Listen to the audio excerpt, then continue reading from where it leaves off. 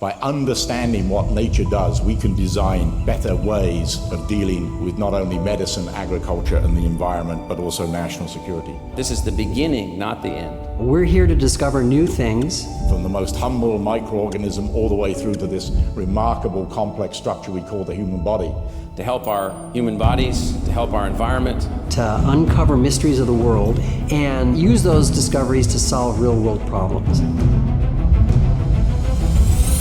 20 years of learning.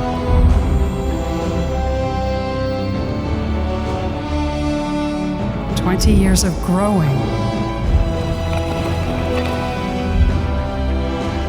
20 years of exploring.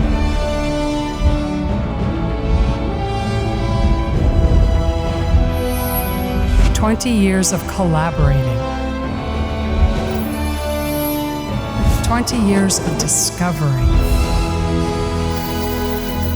20 years of making an impact. One vision. Biodesign Institute at Arizona State University. And we've only just begun.